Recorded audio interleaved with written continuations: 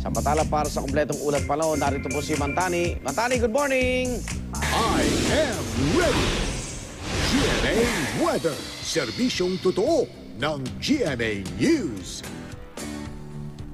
Good morning uli, Igan. Mga kapuso, patuloy po na makararanas sa pagulan ng malaking bahagi ng Luzon ngayong araw. Nakataas ang yellow rainfall warning ng Pag-asa dyan po sa mga probinsya ng Nueva Ecija, Pampanga, Bulacan, Tarlac, Rizal, Laguna, Cavite, Quezon at dito nga po sa Metro Manila. Ibig sabihin niya mga kapuso, asahan ng katamtaman hanggang sa malalakas sa pagulan doon hanggang alas 8 po ngayong umaga. At pinag-iingat ang lahat sa posibilidad ng pagbaha, lalo na doon sa mga mabababang lugar.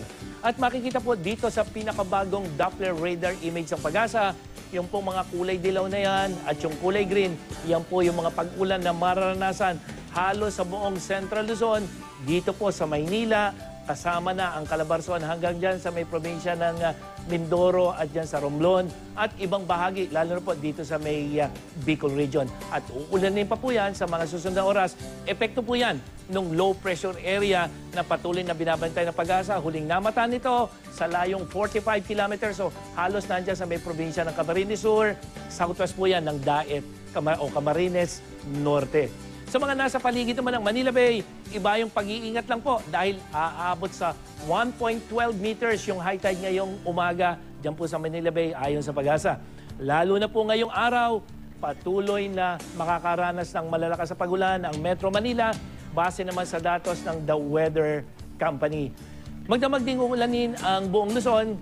Yun na nga po, itong Central Luzon, yung portion ng Mimaropa, Bicol Region at pagdating ng hapon, bahagi ng Northern Luzon. Visayas, may mga pagulan din po, posibleng malalakas na pagulan dito sa may western section. Pero yung central and eastern section, asahan na po yung unti-unting pagbuti ng panahon dyan. Mindanao, asahan pa rin ang mga pagulan, lalo na sa hapon. Hindi po apektado ang Mindanao nung low pressure area, pero may posibilidad na hanggang katamtamang pagulan dito sa northern part, dito po sa may ARMM hanggang dyan sa may Soksagen region.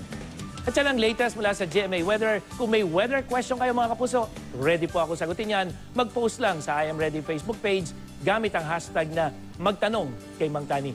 Ako po si Nathaniel Cruz, magplano para sigurado. I Am Ready, serbisyong totoo ng GMA News. Maraming salamat, Mantani.